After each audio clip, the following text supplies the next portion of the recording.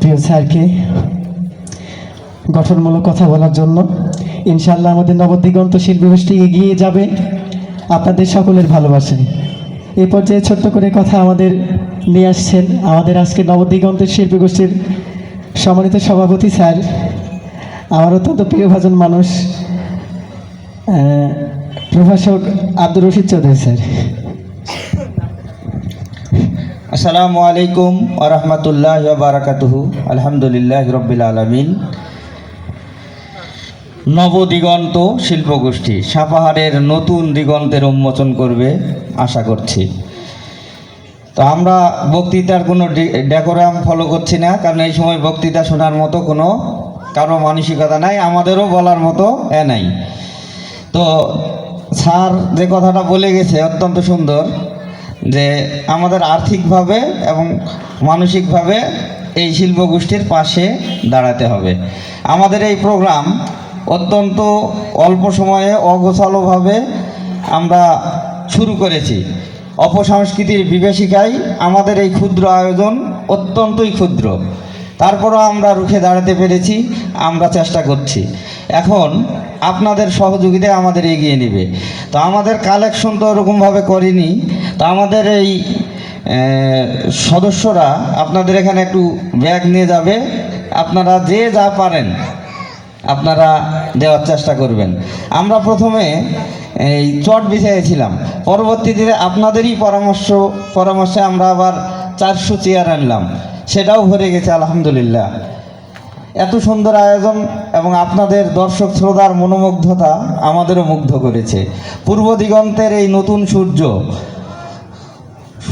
পুরো কিরণ ছড়িয়ে দিবে সাপাহারের বুকে, এটা আমরা আশা করতে পারি। তো আর আমাদের সদস্যরা ব্যাগ নিয়ে চলে যাও ভিতরে।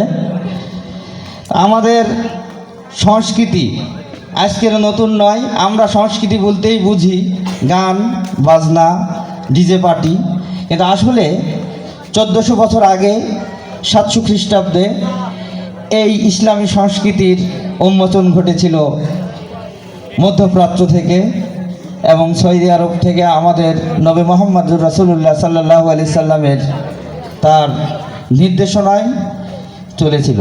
যেখানে বাদ্যযন্ত্র হারাম, সেখানে আমাদের হারামে থাকবে। বাদ্যযন্ত্র ছাড়াও যে আমাদের মনের মাধুরী মিশিয়ে আমাদের বিনোদন দিতে পারে, এই আজকের প্রমাণ। প্রথমে আমরা আমাদের অল্প দিনে গঠিত যে শিল্পগোষ্ঠী নবদিগন্ত, এদের একটা পরিবেশনা ছিল।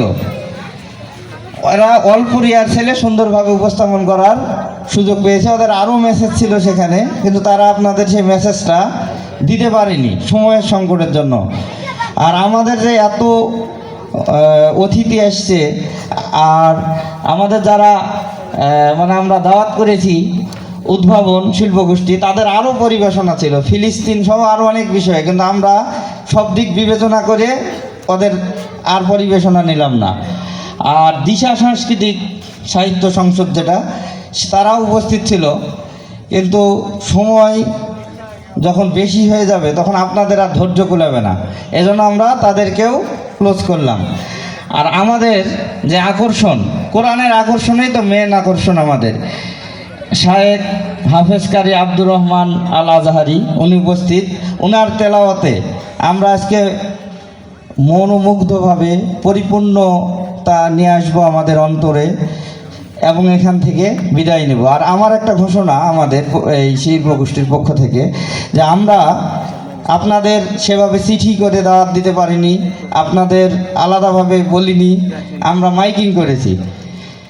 আমরা পরবর্তীতে আপনারা যদি চান তাহলে আমরা একটা কমিটি গঠন করব পুরো সাপাহারের যারা সংস্কৃতিমনা ব্যক্তি তাদের নিয়ে, তারপরে সেখানে সুন্দরভাবে আমরা হয়তো বার্ষিক কালেকশন রাখবো, তারা কিছু দিবে এবং সেই কালেকশনের ভিত্তিতে আমরা আমাদের এই আয়োজনটা পরবর্তীতে থাকবো।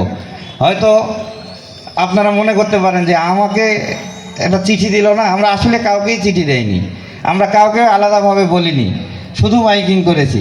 তাতে যে আপনারা আসছেন, আপনাদের অসংখ্য আন্তরিক মোবারকবাদ। এবং সামনের দিন এই দিগন্ত শিল্পগোষ্ঠীকে সামনে রাখার জন্য আমরা অনেকগুলো মিটিং দিব, আপনারা সেখানে থাকবেন। সময় দিতে না পারলে আপনারা অর্থ দেবেন, কমপক্ষে আমাদের এই শিল্পগোষ্ঠীর সহযোগী সদস্য হিসাবে আপনারা থাকবেন, এটা আমরা আশা করতেই পারি। আমাদের ব্যাগ কালেকশন শেষ হয়ে গেলে আমাদের কারি সাহেব বলবে শেষ হয়েছে কি, ব্যাগের যে কালেকশন শেষ হয়ে গেছে।